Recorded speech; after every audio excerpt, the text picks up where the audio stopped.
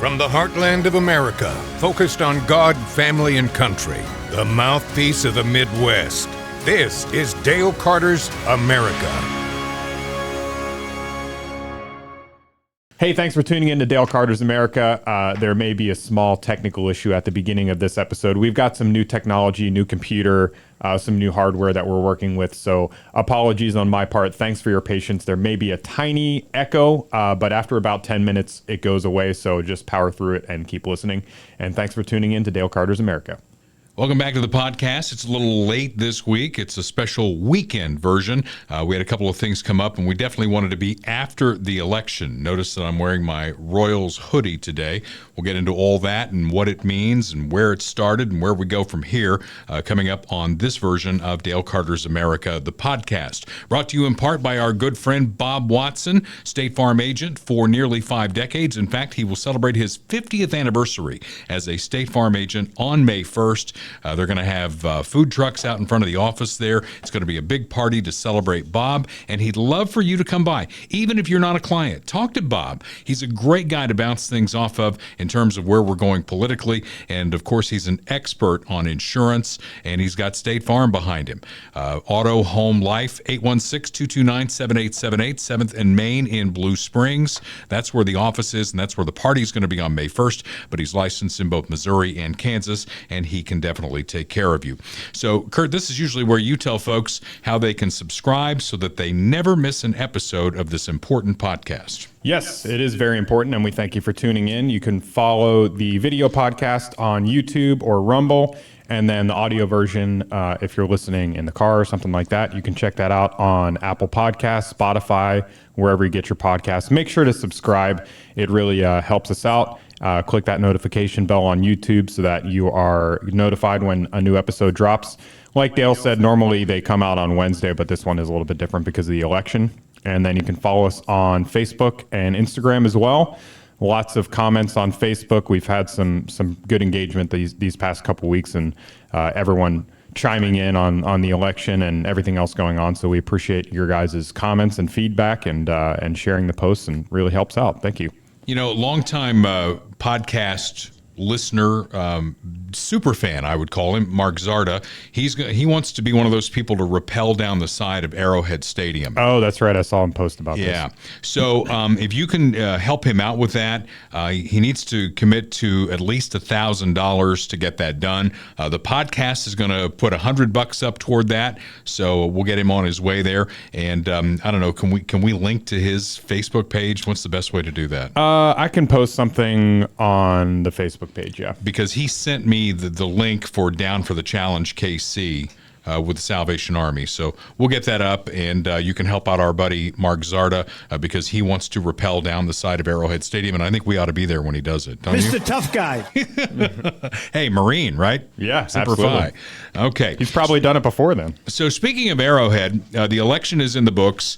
We at the podcast, it's an interesting coalition of people that came together for this thing. Kurt, you and I have talked about this. Yeah. People that you would not think would come together over an issue. For instance, me and the Kansas City Star, right. And some folks in the Crossroads district, the liberals. In fact, one of the last direct mail pieces I got in my house was, "Don't let the liberals do this to us." Yeah. Man, I don't know if we talked about this last week or not, but those mailers really pissed me off. I mean, they were infuriating. You know, the John Sherman really has no further to look than himself on how this thing fell apart. Yeah. Really, I mean, it's his fault. And whoever was behind those mailers, because you had people who were on the fence and were like, it's an extension of a sales tax. I can get on board with that.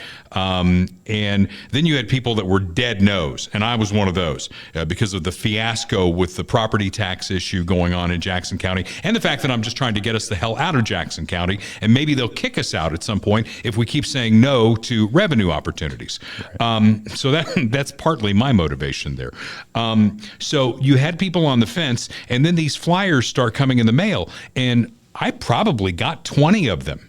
Oh, yeah. There was a bunch. Easily. There was a bunch. And each one was more dire than the next. And then it started focusing on the Chiefs. All the memories at Arrowhead Stadium. Yeah. And, you're never going to be able to see the Chiefs there again. I really thought the last one would come with like a mushroom cloud over Arrowhead. Right. That would have been the way to go on that. So it failed, and it failed pretty bad. Yeah, this is the one that I was, or that you were just talking about. Radical liberals are hell-bent on taking the Chiefs away from us. So, I mean, it's so dishonest. And like, here's the thing. You and I obviously both understand and believe that the radical left is causing a lot of problems in this country. But like to try and bandwagon off of that, and they're posting like, I guess this is the tenants, the KC tenants movement or whatever they call it, which is like this left wing, movement that really has nothing to do with the stadium vote at all. And then, they got the people with the masks on and the fist up in the air. And it's like, these radical liberals, they're taking the Chiefs from us. Get that shit out of here. It's such bullshit. It truly is. And where do we go from here? So the vote failed. So if you believe the Flyers, they're both gone. The Royals, the rumor is they're going to go to Nashville. The Chiefs are probably going to go to the Kansas side. If you believe all the rumors, I don't believe all of those rumors. Let's take you back in time. I thought this would be a good history exercise for us, because some may not remember this, that there used to be a stadium called Municipal Stadium at 19th and Brooklyn, which is closer to where they wanted to build the new Royals Stadium, right? And the Chiefs and the A's shared that facility, the Kansas City A's. And then Charlie Finley said, I'm getting the hell out of Kansas City. I'm going to Oakland. So the Oakland A's were born. And then Kansas City got an expansion franchise, the Kansas City Royals. The determination was made in the late 60s that we're going to do something radical here. We're going to take this huge swath of land we have on the east side, and we're going to build side-by-side stadiums and all the parking that you would ever need. The Truman Sports Complex. Jackson County made the decision to do that. They floated a $102 million bond, and that's what paid for the stadiums. Mm-hmm. So Jackson County owns those stadiums. The Royals don't own it. The Chiefs don't own it. They lease from Jackson County. And that is the only county money that was spent. I think insurance. They also pick up the insurance tab. But the only county money spent until 2006. In 2006, they went before the voters and said, look, the stadiums are falling apart. We really want to get them up to snuff here. And, if we do that rolling roof, which was a separate question, we can get a Super Bowl for Kansas City. So the voters in 2006 said yes to the first question. We're going to spend $500 million to upgrade Arrowhead and Kauffman Stadium. But they said no to the rolling roof. So we didn't get a Super Bowl. Okay, so we're still paying that 3/8 cent sales tax. That doesn't go away. This vote was to basically, because John Sherman got a wild hair up his ass, and he said, we're going to move downtown, and we're going to need $1 billion to do it. So we need this tax extended for 40 years. Yeah. And he never came up with a reason why. Because I want to. Right. Okay, pay for it. Right. Yeah, there was never a good enough reason really given. And then on top of that, it was very rushed. There was never any good offers made to the business owners in the Crossroads and downtown. And here's the thing, and we talked about the coalition and things like that. I don't even really care about some of these businesses personally. It's not like a personal thing for me. Like there's business, I'm not going to name any, but there's businesses that were mentioned in that area that I have personal problems with, actually, like because of some stuff with COVID and, venues and things like that. But that doesn't change the fact that it's a small business that is operating in Kansas City, and you don't get to just steamroll them without making some kind of offer or reaching an agreement. You know what I mean? Like that's just basic decency, whether you like them or not. Yeah. And there was never any reasonable proposal on that. And it's like, oh, but my sports teams. Yeah. Okay. Well, the current lease, they'll figure it out. The current lease goes through 2031. So this is not a front burner, they're leaving right now issue. Right. And this is where maybe with some introspection, they might say, where did we screw up? And I think they screwed up because they didn't have a great plan. And then they did what everybody in politics does, especially on the left. When they can't convince you, and we're going to get into some of that a little bit later on here, when they can't convince you of what they want to do, then they scare tactic you. Right. And that's exactly what they did. And everybody knows that the Royals have been on hard times since they won the World Series in 2015. So they didn't even focus on the Royals. They focused on the Chiefs. If you don't do this, the Chiefs are going to move. Right. So that's where we are. It failed. I think the grown-ups are going to get in the room. They're going to come up with a better plan, a better option, and maybe it'll be something that we get behind. I don't know. Yeah, and they focused on the Chiefs too because the Royals suck. Right. You know what I'm saying? So like Right. they had to bring in the team that's actually doing well that people, care about. And I will tell you this. My wife, who loves the Royals and Chiefs, grew up here, and she's been a lifelong Royals and Chiefs fan. She was on the fence. I thought we were going to cancel our votes out. And as we got more and more of those flyers at the house, she got more and more pissed off. yeah. And then by the end, she's like, I can't wait to vote. And I think there was a lot of that going on, too. Well, there you have it. Yeah. So that's where we are right now. We'll continue to follow this and we'll keep an eye on it. But again, I didn't look at the breakdown of votes, but I'm going to guess that Eastern Jackson County overwhelmingly voted no again. So we'll take a little bit of credit for that. And again, maybe they'll kick us out of the county and we can set up our own deal. I don't know where we are on all that. I'm continuing to talk to Jeff Coleman, who tells me to hang in there. It's in the works and blah, blah, blah, blah, blah. So we'll see where that goes. So that's the end of that. We move forward with saluting another one of our sponsors. That would be Royal Roofing and Solar. Man, I'm seeing Mike Dale post all kinds of stuff from Royal Roofing and Solar with electric bills that are either credits where because of the solar they put on top of the house, they're generating more electricity than they're using from Evergy, or very small Evergy bills. Yeah. So check that out. Royal Roofing and Solar, if it's your forever home, this is something you can do to turn the tide on the huge electric bills that are out there. Reach them at 816-540-7057. If you just need a roof, they can take care of that as well. A couple of websites for you, solarbyroyal.com and royalcontractingkc.com. Austin Watterson's company, they do fine work.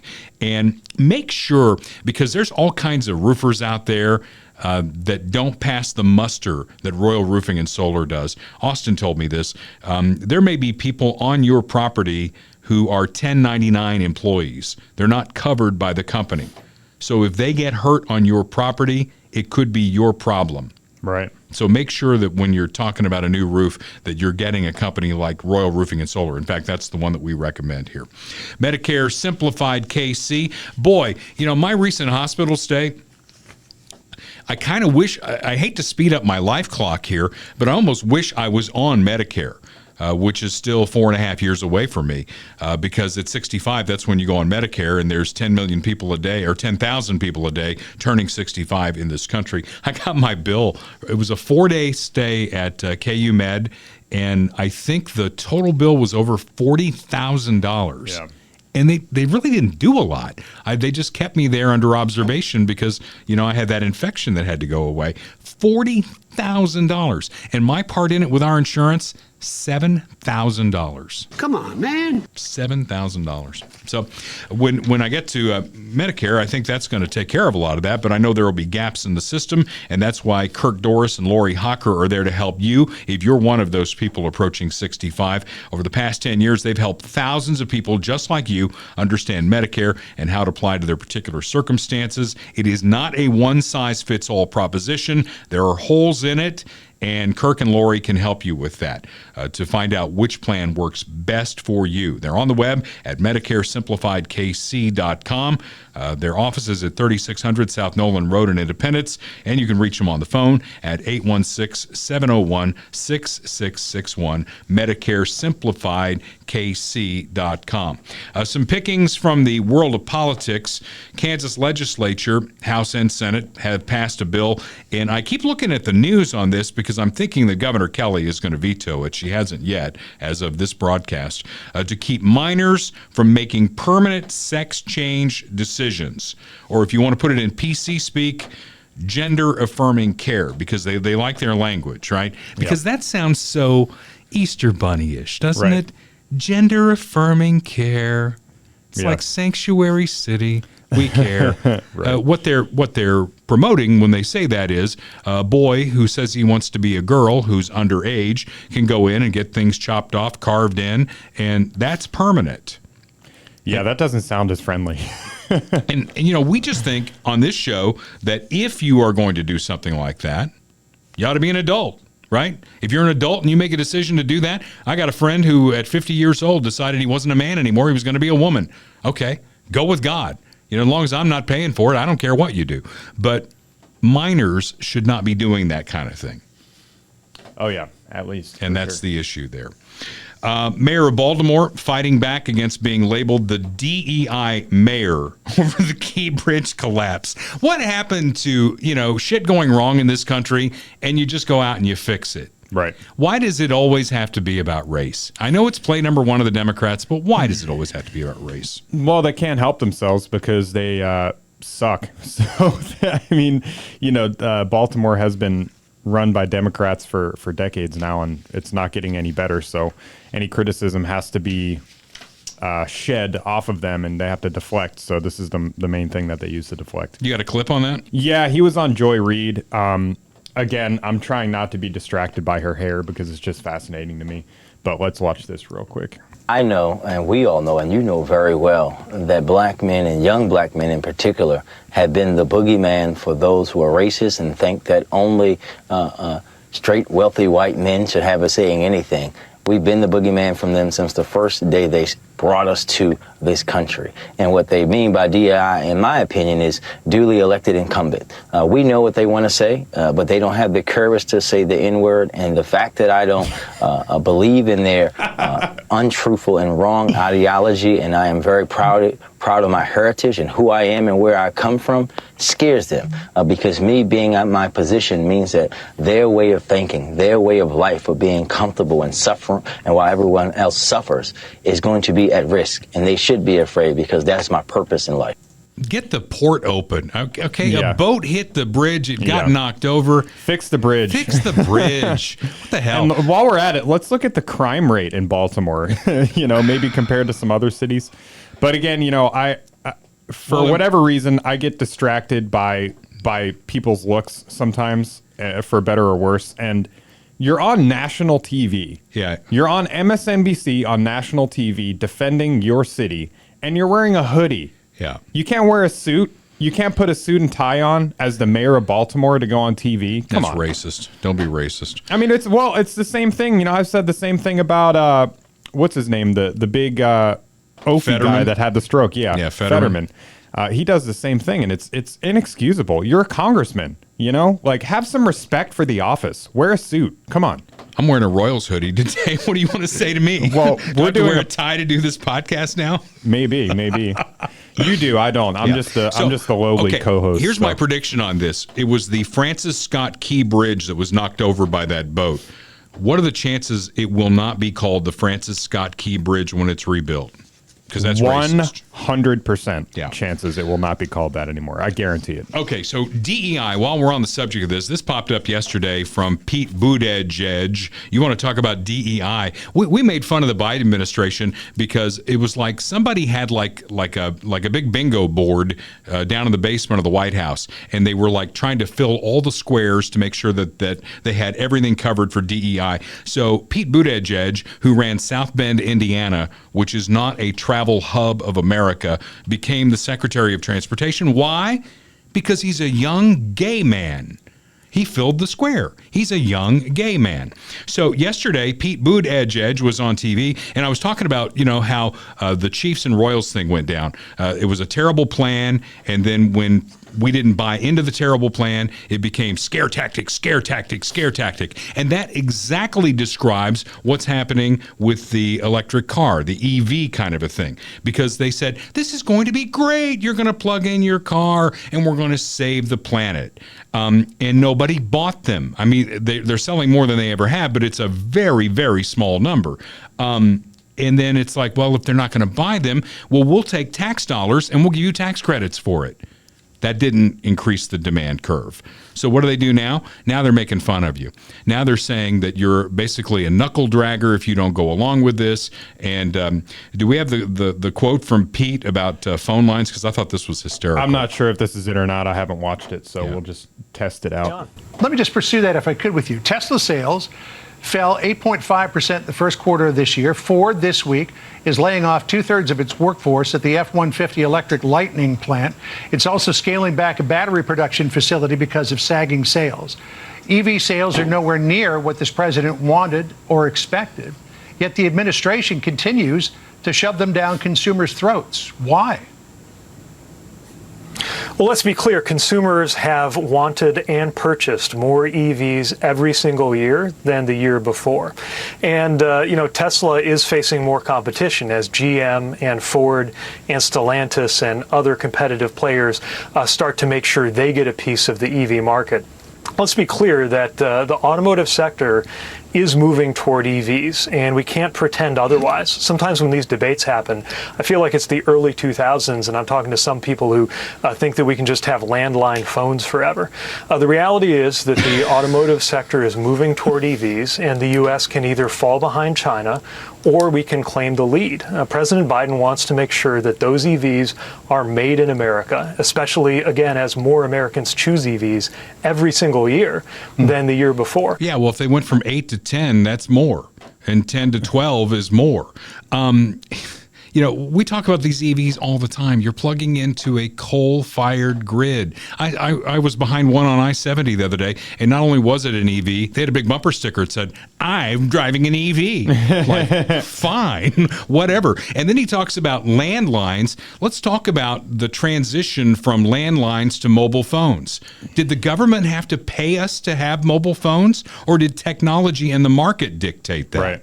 Yeah, I don't remember there being a mobile phone tax credit, or a mandate for companies or for individuals buying them, or any kind of mandate. Exactly. A mandate that said, hey, if you don't get off the landline by X year, that's all we're going to have. Some people still have landlines. I don't. Right. The government didn't make me do it. It just, every time it rang in my house, it was like somebody trying to sell me something. I'm like, what the hell do I need this for? Right. So, I don't have do you have a landline? No. We have landlines at the radio station. Yeah. There's a landline right there. I never use it. Yeah. Well, maybe we should, as a cost-cutting move, get rid of the damn thing. It's just, when they make arguments like that, and then it's against a backdrop of they haven't improved the infrastructure. I mean, how many EV stations have they put up? And now they're telling over-the-road truckers they're going to have to be EV, and that's going to destroy this economy. Just absolutely, utterly destroy the economy. That's why this election in November means more than any. We say this every time, but this is probably the most important election in the history of the country. I guess we could go California here. California has instituted a $20 an hour minimum wage, and that's not all of it. My wife, who does tax law for H&R Block, said, do you know that if you're a salaried person in California, it's not just the $20 an hour minimum wage. If you have a salaried job, that has to start at $32 an hour. In other words, just under $67,000 a year for an entry-level salary job. $32 an hour. Well, that's pretty crazy. Yeah. Guess what's going to happen? Gee, can we predict? Well, this happened in California literally the day that this bill passed. There was some fast food workers that got fired. The whole chain shut down. We had walked up and those close signs, that was it. 20 employees in Lemoore were let go today because the owner says he could not afford to pay them with that increase. Now employees are upset, saying they were blindsided when coming into work. Fox 26 reporter Sophia Lesios explains why those employees were in disbelief. Sophia, what a surprise. Yeah, Monty, former employees tell me that at first they thought it was an April Fool's joke, but that quickly changed when their boss handed them their final check. I was so caught off guard. We had no type of notice, no type of warning even. The owner had told me Happy Easter. Employees at Foster Freeze in Lemoore say they're now out of a job. We had gotten a text in the group chat that we were shutting down, and I completely thought it was an April Fool's joke. Turns out he wasn't the only one. Did you guys think that this was an April Fool's joke? Yes. I thought, like, you must be joking. So yeah, there you go. They showed up to work and their jobs were gone because the employer can no longer afford to pay them. I thought these owners just had deep pockets and they were like rolling into cash and they would just eat it. Yeah. That's what we're made to believe. Then here's another quick example that this guy posted. He went on the Arby's app and he put his location as California and Arizona. So the prices of the price of a classic roast beef in California, how much? Is $9.24. God. And in Arizona, it's $5.59. Wow. Okay. Well, that tells you everything you need to know. Yeah. Cost of living just keeps going up and up and up, and mandates are going to force it to go up, or businesses are going to shut down. That's just the way the economy works. Yeah, and automation too. You know, I mean, you see in McDonald's is a big one, and a lot of these other places. They've automated the drive-through. They've automated the ordering system in the restaurant. When you walk in, you have those screens now that you type your thing on. There's no more people to take your order. That's what's going to happen. I thought this was an interesting story, too, from across the pond. Harry Potter author J.K. Rowling, who is, or is it Rowling or Rowling? Rowling, I think. All right. It's the Harry Potter author. Everybody knows who Harry Potter is. Scotland, I guess where J.K. lives, has a hate crime and public order bill. It says stirring up hatred against any quote unquote protected group, including transgenders, a crime. So Rowling puts out a tirade and says, look, I'm going to call women women, and I'm going to call men men, and I dare you to arrest me. Yeah. Well, we'll see if she actually is or not. But there's been a bunch of stuff on this. The first day that the law was passed, there was 3,000 reports in just one day. So you think people are going to, maybe take advantage of this and maybe file false reports because they don't like being made fun of on Twitter? You know what I'm saying? Like, it's going to get out of hand very quickly.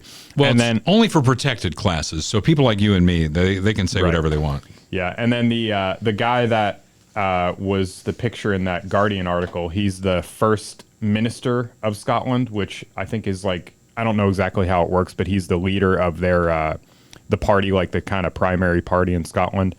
And on Twitter, I was just looking through, there was an old clip of him that surfaced.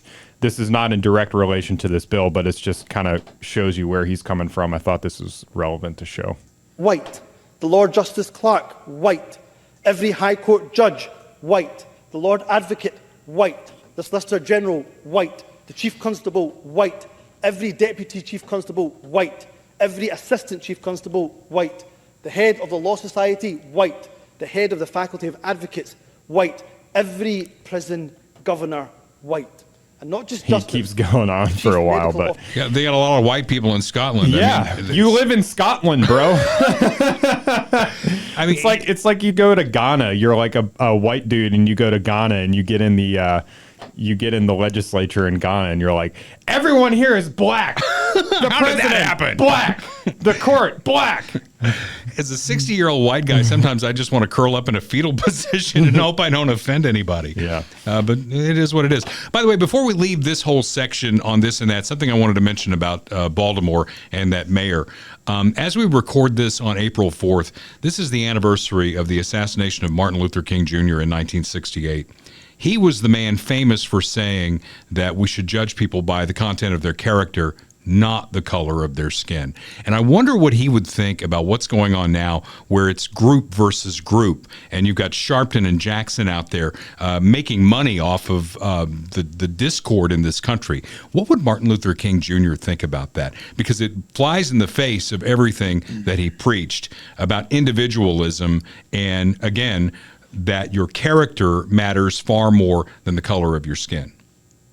It's a good question. Yeah.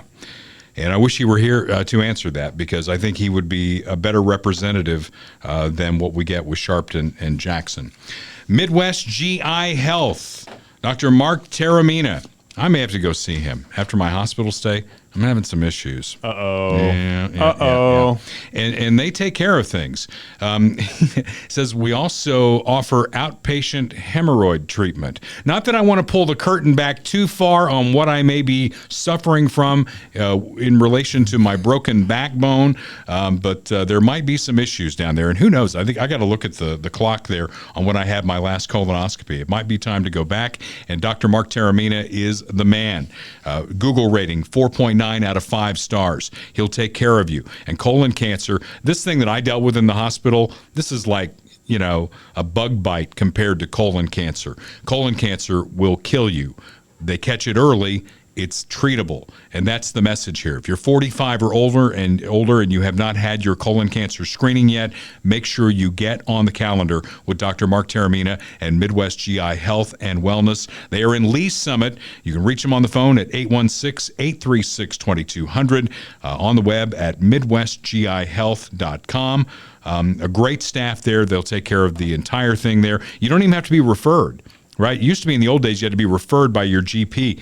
Not the case. If you're 45 or older, make that phone call yourself to 816-836-2200. Now you can be referred by us. Exactly. And we're not even doctors. Yeah. I mean, I would wear a lab coat, but it would ruin my hoodie look for today. Yeah.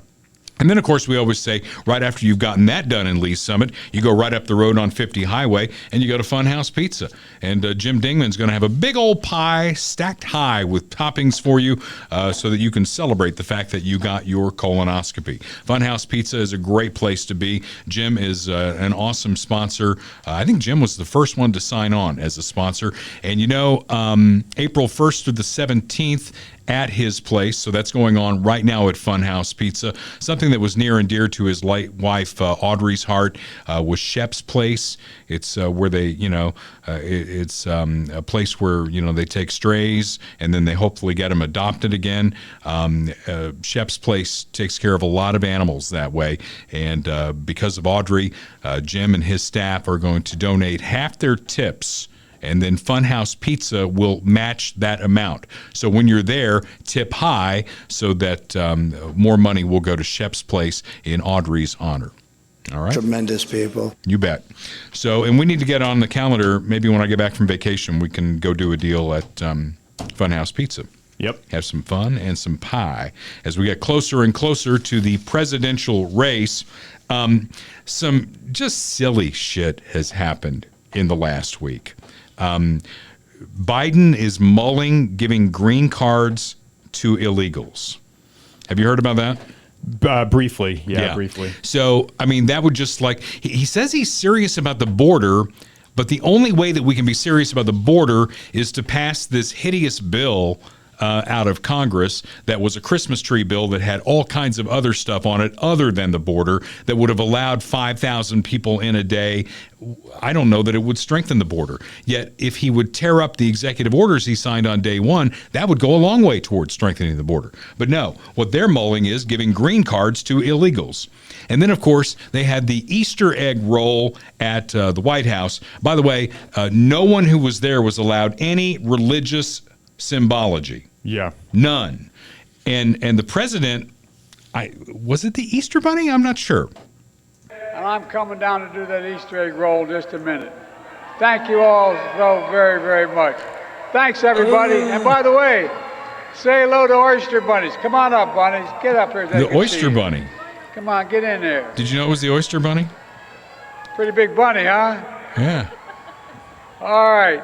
Thank you all so very, very much. What is it's all yours.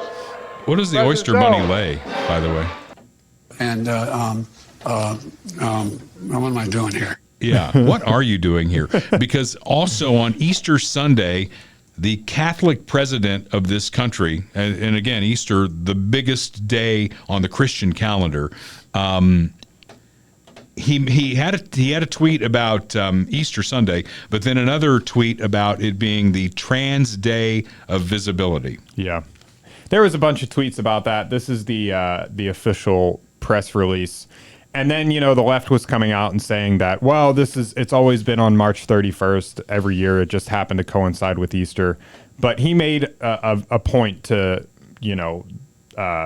make a declaration about this day happening at the same time as, he didn't obviously mention it was the same day as Easter, but he made a declaration about this day and a bunch of stuff, and it's just nonsense. And then more stuff was coming out about the person who founded it back in, like 10, 15 years ago. And this is that person here. Oh my. Yeah. What is that? I mean, Trans Day of Visibility, you should be able to see what it is, right? It's Danny DeVito from from the Batman movie, right? Yeah. And then there was another one, and I'm really not trying. I'm not trying to make fun of this person at all. I really genuinely, like, this is true mental illness on display. So I'm not making light of that. Hi there. I see you. Hi. Yeah. I'm Rachel Crandall Crocker, and I'm Executive Director of Transgender Michigan, and I am founder and organizer of the International Transgender Day of Visibility. And I want to share with you how that all happened. Oh, my. Yeah. Oh, my. It's really sad, man. I mean, it's sad for this person. You want these people to get help, obviously, and find God and all that. But it's also sad for our culture. I mean, these are the people that we're putting in charge of our culture, and that's not a good thing either. So. Yeah. All right. Well, we could beat up on Joe Biden for an hour and a half. It is what it is, and he is declining every day. And if you can't see it, you're blind, or maybe you're stuck in your tribe. We're going to get to tribalism a little bit later on, but first let's go to RFK Jr. He is the third party candidate in this race. He picked his vice presidential pick, Nicole Shanahan. I have no idea who that is. Yep, never heard of her. I understand she raised a lot of money for him, though. She did. She raised a lot of money for his Super Bowl ad, apparently. She is a 38-year-old California-based attorney and the former wife of Google co-founder Sergey Brin. Sergey. Oh. And partially funded Kennedy's extraordinarily expensive Super Bowl ad. I don't know. I mean, he made a big deal like on Twitter about, you're not going to want to miss this announcement. Yeah. It's going to be a huge announcement. Well, I'm not going to do the RFK voice, but that's not what he might hurt like. yourself if you do that. Yeah. But, and then he picks this totally bland pick, somebody that nobody's ever heard of. I mean, she's good to look at, but that's about it. I mean, what's the point of this? I don't know. Everyone was talking about he's going to pick Aaron Rodgers. He's going to pick Tulsi Gabbard. He's going to pick some, Jesse Ventura. Yeah, that was on the short list. exciting pick, and he just picks some random donor. It's like, okay. All right.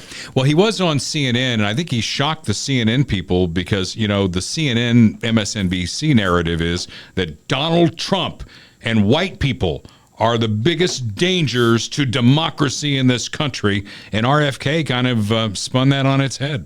Here we go.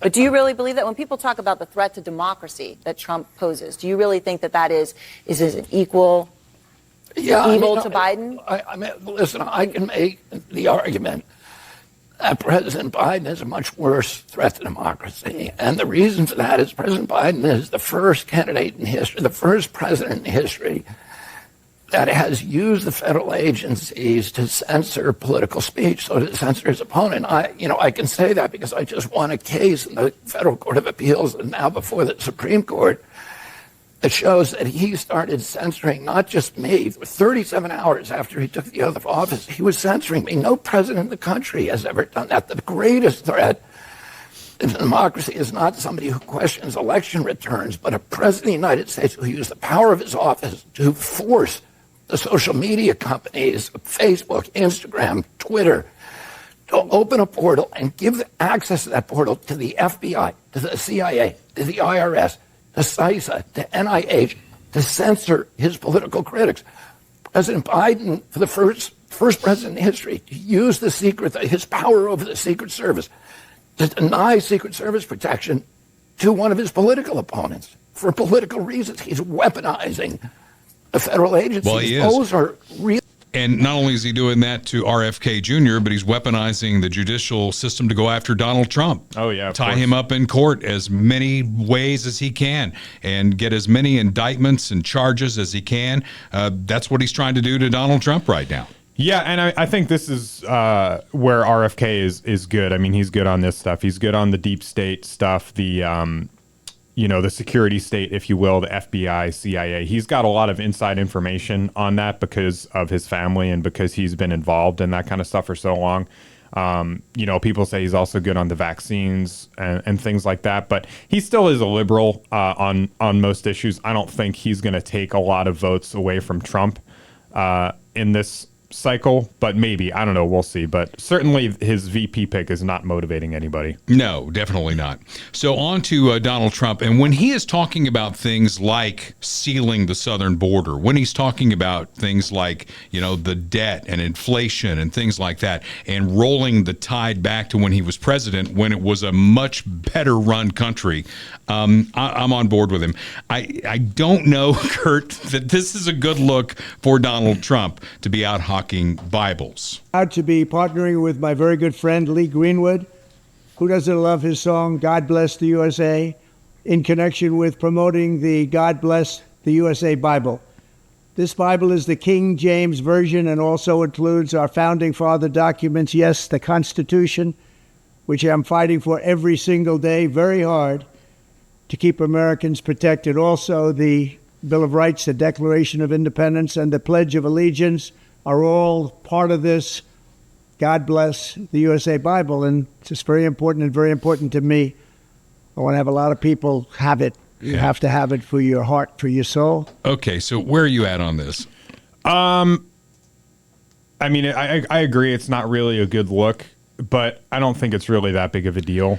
It's, I was should kind he of be selling a Bible? Probably not, but I don't think it's that big of a deal. Kind of think, because they both have issues here. You've got a Catholic president who's out there in front on abortion, which is, I was raised Catholic, and I still think that's a pretty big no-no in the Catholic Church.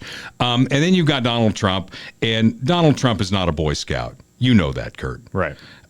This would almost be like Bill Clinton out there hawking a Bible. I mean, the two of them, if they got into a private room and there were no microphones around, the stories they could tell on each other. Seriously.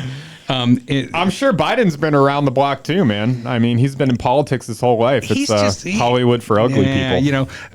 Bill Clinton, and I'm not a Boy Scout either. I wrote a book and I took responsibility for a lot of things. I haven't done anything with it yet, but it's written and it's on my desk. And in that book, I take some responsibility for some of my bad behavior. And I think America is okay with that. They were okay with Bill. They knew what they were getting with Bill Clinton. They knew they weren't getting a Boy Scout. And then they looked at his wife and said, but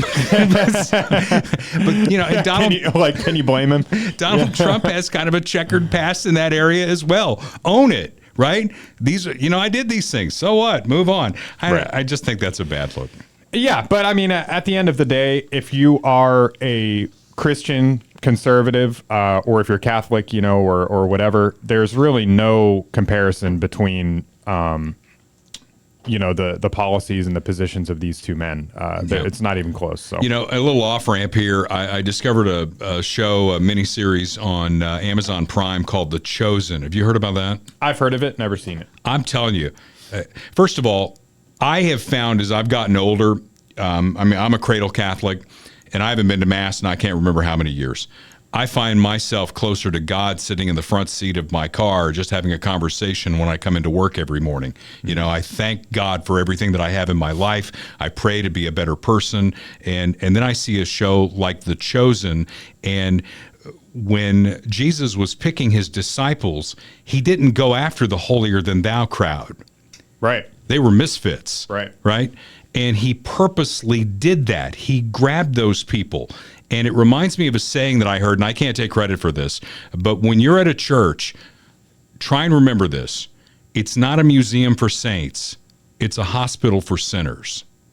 And if you keep that in perspective and try, and we're human, we're going to have judgy times. I got sucked into something yesterday on Facebook, and I just sat there and I went, why am I doing this? Right. Why am I having this conversation? And I found myself being judgmental. So I asked for forgiveness for that. So have a little grace, try not to be judgmental, and just, be a better person. Yeah, it's great advice. Yeah. Great advice. And if you need a house, call Michael Schroer, because he's a guy who believes the same way that we do. He's a lifelong Kansas City resident. He's been selling and buying houses and properties for 35 years. He can find you the right house for you, no matter what stage of life you're in. Whether you're like Kurt and you got the young family there with the baby at home, or you're like me and all the kids, well, most of them. I still got the stepkid. 4 years, 3.5 more years. And then, then we'll be downsizing. If you're downsizing, maybe you're building your dream home, there's some land you want to take a look at, Michael Schroer will take care of you. He's a real estate professional with RE/MAX heritage. You can find him on the web at michaelschroer.com. Michael, just like you would spell it, Schroer is his last name, and he's on the phone at 816-783-5800. If you're thinking about buying or selling or building, Michael Schroer should be your first call. He's the official real estate agent of Dale Carter's America. You were challenging me to have a deeper discussion on something, and what bubbled to the top for me was tribalism. And we talk about it quite a bit. We're the red team. They're the blue team. Anything we do is great. Anything they do sucks. And we get in these corners and we can't come out of them. We try and be better. Back to the chosen and the disciples that Jesus put together. We try to be better. I think we challenge ourselves to hear the other side, be sold by the other side. Hey, if John Sherman had sold Kansas City on why he needed to move the Royals to the crossroads, they'd be doing it today. But he didn't sell them. Sell me on where we're wrong on policy. Let's get out of the name-calling business. That's where I want to be. So it started for me, Ronna McDaniel, who was head of the RNC, no longer the head of the RNC, was hired by the folks at NBC to be a contributor to MSNBC. And the folks at MSNBC, man, did they mutiny or what? I think that's the best way to put it. Yeah. Here's a good clip of Rachel Maddow, who I was, maybe it was because it was late last night, but I was trying to figure out what animal she looks like, because she's got maybe a giraffe or something. She's got a very long neck. Yeah. But we do defend ourselves as an institution, not because we're personally offended by the way that we're treated, but because a free and uncowed press is necessary for our democracy.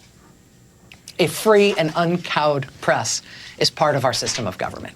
We stand up for ourselves as a way of standing up for our country. No, you don't. And for our Constitution. You stand up for the Democratic Party.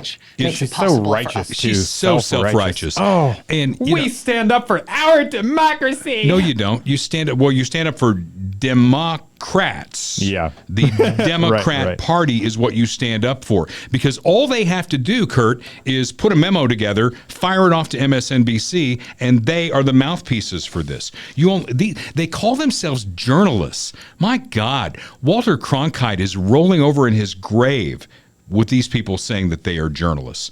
These are the same people, all of the hosts at MSNBC, who from day one of the Russia hoax drove that thing into the ground, even after they knew it was a hoax. It was wall-to-wall coverage that Donald Trump is an agent of Russia. Mm-hmm. How can they call themselves journalists? They're not. They are an arm of the Democrat Party. These are the same people that promoted the Hunter laptop as a hoax. And the folks over at Fox News, who have the highest ratings, by the way, there may be something behind that, they had a whole article on their digital side, the 7 times that the MSNBC hosts in unison were wrong and just went wall to wall with it. Those are probably the top 2, the Russia hoax and the Hunter laptop hoax. And if you get outside that tribe, you can't play. So somebody like Ronna McDaniel, who is a basic run-of-the-mill Republican, they don't want that on their network? They don't want to know that perspective?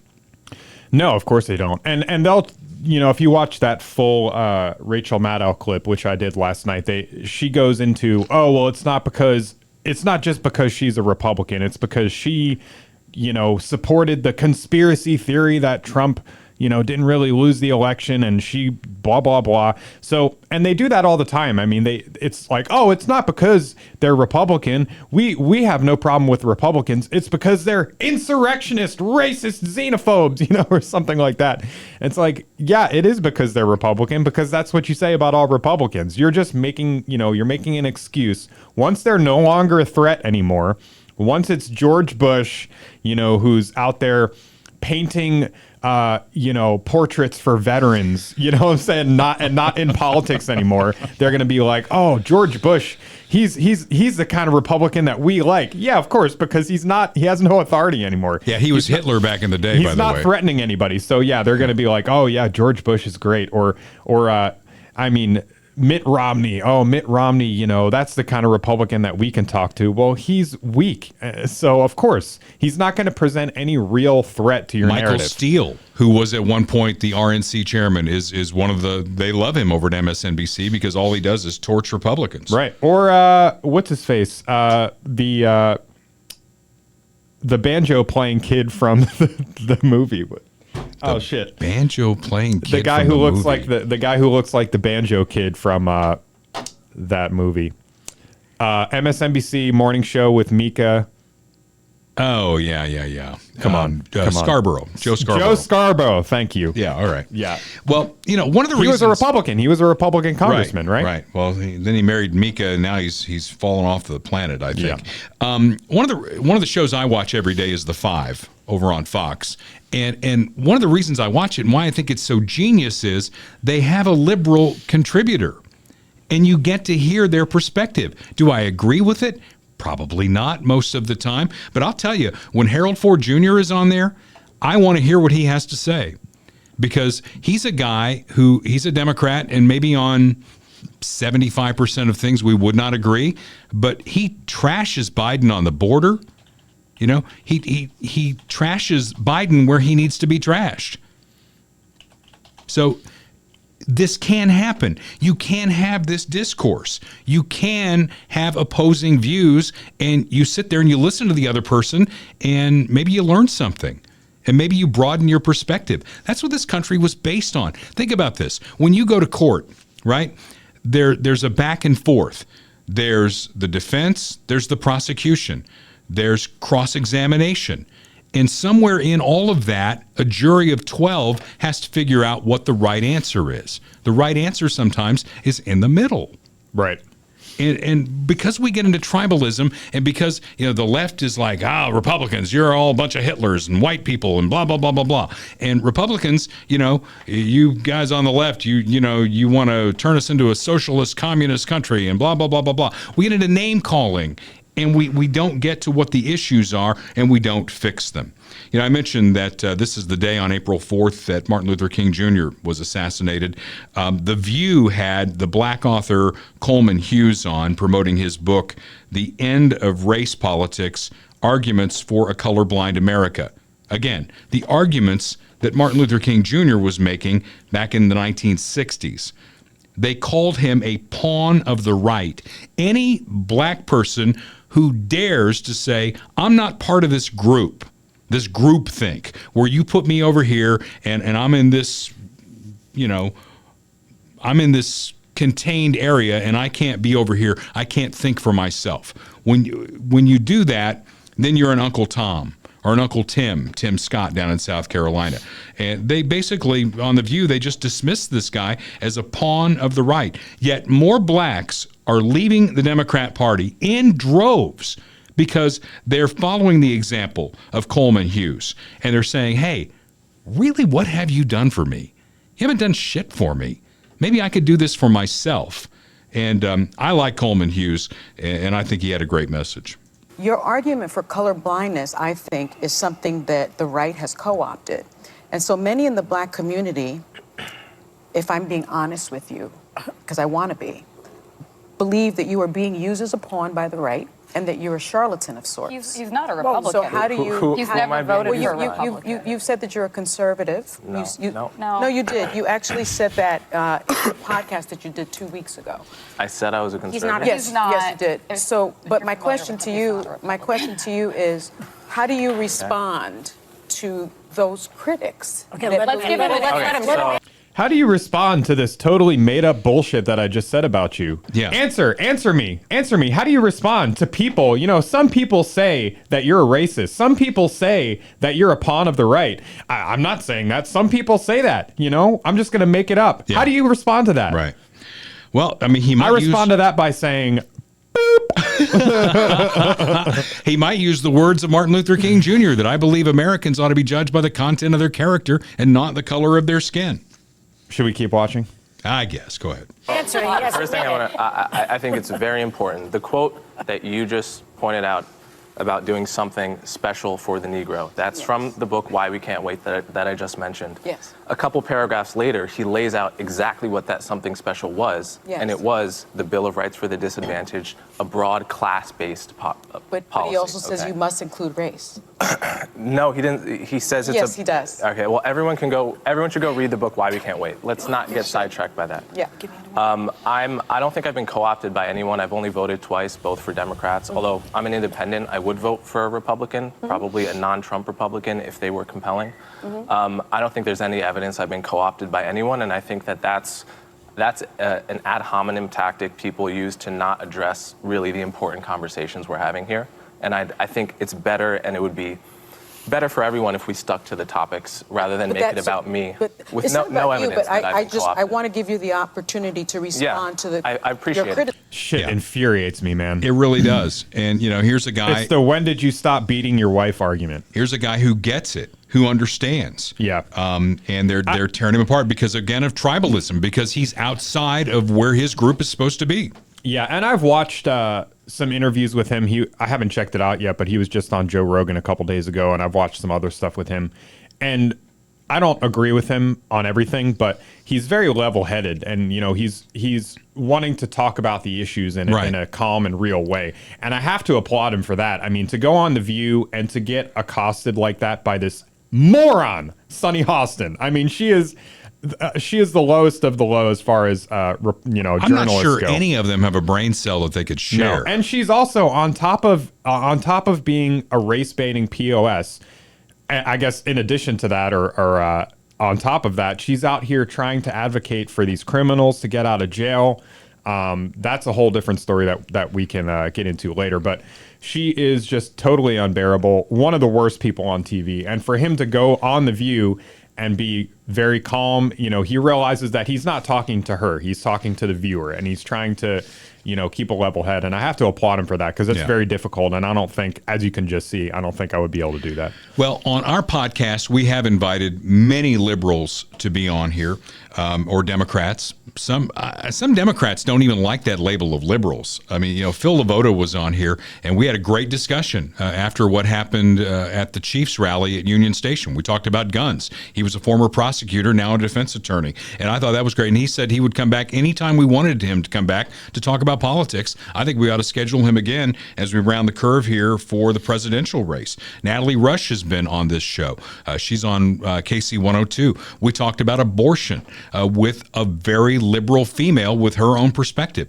We love having those kinds of discussions. And that's why it infuriates me when I have an exchange with, and we've had other people, keyboard warriors, you know, they want to blow us up on Facebook. They want to, blah, and then they post something that they found on the internet, which makes them feel so smart. But they won't come in and go toe to toe with us. Or they will come in, but they want us to pay them. Yeah, exactly. I think that's a friend of yours, basically. We're not paying you. We'll pay for Zarda to rappel down Arrowhead Stadium, but we're not going to pay you for your opinions. So bear with me on this for a second, because this came through the portal, the complaint portal. You know, sometimes I do something on the show, and a keyboard warrior like Richard Kendrick will go, I'm going to fire this off, and I'm going to get Dale in trouble. And they don't realize that the complaints come right to me. Right. And I respond to all of them. If you complain about my show on KFKF, I am going to respond. So this is what came through the complaint portal. Dale Carter continues his right-wing bent on air. I called in about 18 months ago and complained to him about his derogatory comment about Joe Biden. I mentioned I turn on country music stations to listen to country music, not political discourse. He blew it off, saying he makes fun of both parties. Not so. His Kurt Dale blog is loaded with anti-democratic trash. So don't tell me he's middle of the road. Today I decided to listen to at least part of his show to see if things had changed. He ranted about egg prices, suggesting it was Biden's runaway inflation that has caused higher prices over the last few years. Oh, shock. A veiled, are you better off now than you were 4 years ago? In my opinion, asked Dale to do some research and see that avian flu has had a huge impact on egg prices. He talked about eggs being over $5 a dozen. Another exaggeration. I will once again not be listening to your station until you become a country station and not a MAGA booster. Thanks for tuning in, Richard. Appreciate you. Oh, no. I replied to these things. I said, Richard, your feedback conflates several different things. My show on KFKF and my podcast are two distinct entities. I'm curious what on my podcast you find anti-democratic. Maybe you'd come on this podcast, as several Democrats, liberals have, and we can have a civil discussion. As far as the show goes, I did do an update on egg prices. I can check the tape, but I don't think I blame Biden on that one. I checked the tape. I did not blame Biden on that one. I am aware of the avian flu issue you mentioned. I have blamed Biden for inflation this week relative to chocolate prices, cocoa futures having doubled since January. You might not want to hear this, but our inflation problem is Biden's fault. Democrat economists like Larry Summers begged him not to dump billions of dollars in monopoly money into this economy. He did it anyway.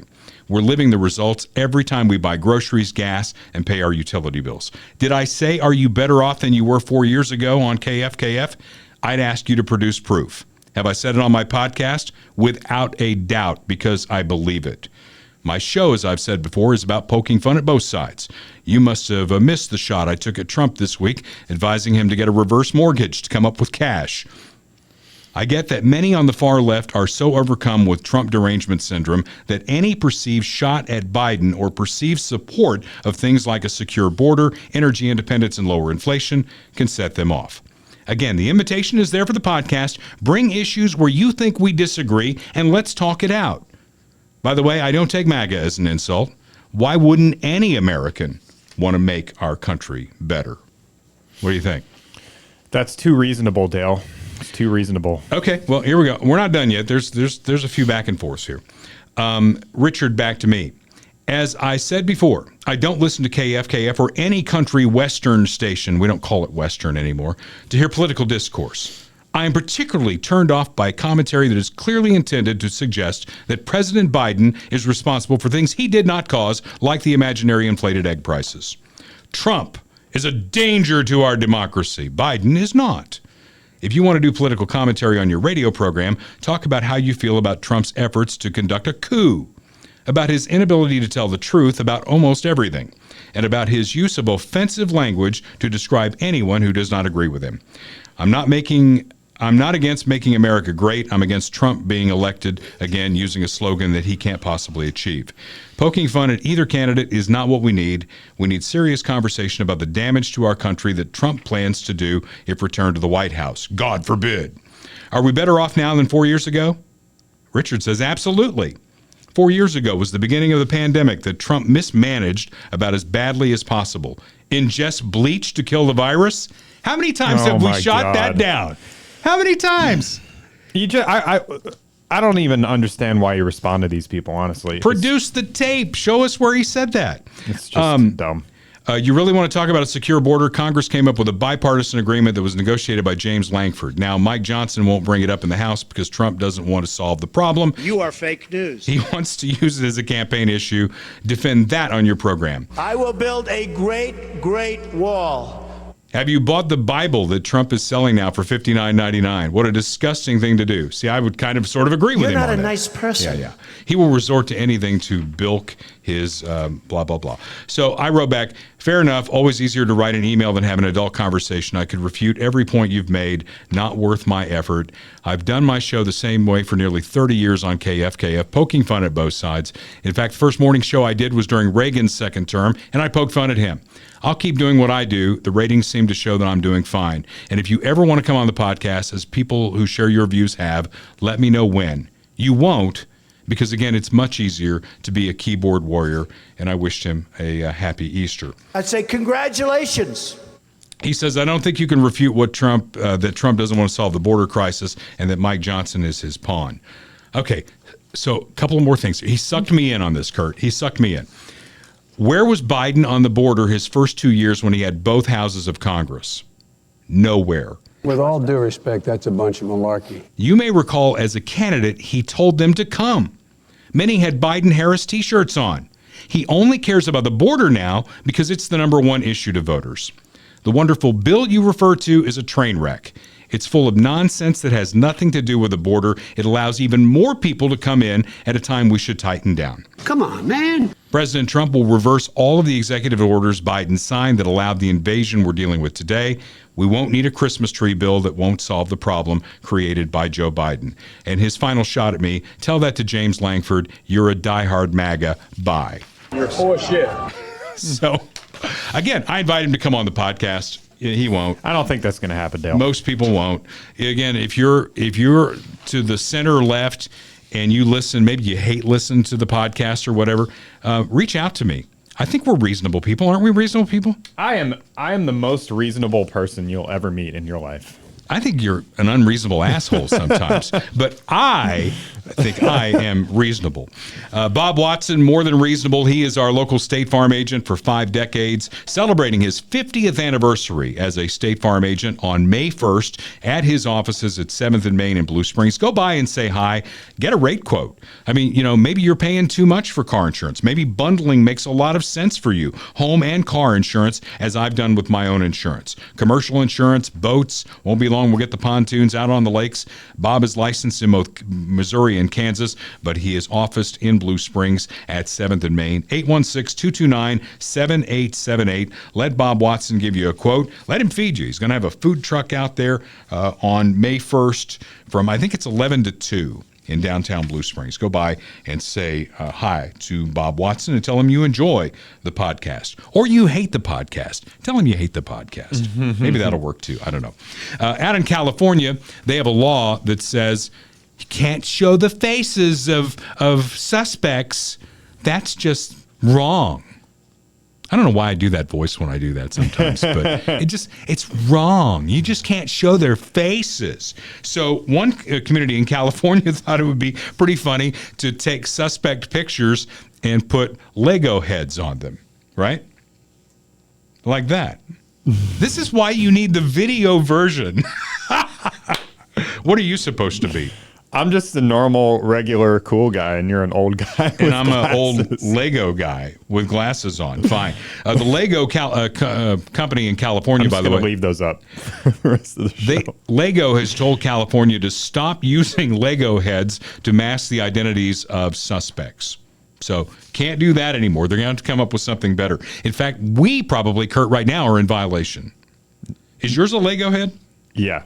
Because I don't see like a thing on top of it that you could connect to anything. There's the hair. The hair's on top. Ah, the hair's on top. Yeah. All right. So there you go. Those are our Lego faces. We're running the risk of being sued by the Lego Corporation. Maybe Richard Kendrick will turn us in. Maybe he watches the podcast. I really don't know. Until next week, this special edition of Dale Carter's America. We'll be back at our regular time next week. For all of us here at Dale Carter's America, that would be me and Kurt. Have a fantastic weekend.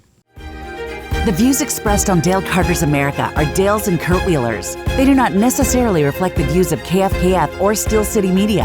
Comments can be sent to DaleCartersAmerica@gmail.com. Check back for weekly episodes. Subscribe, spread the word, and give us a 5-star review.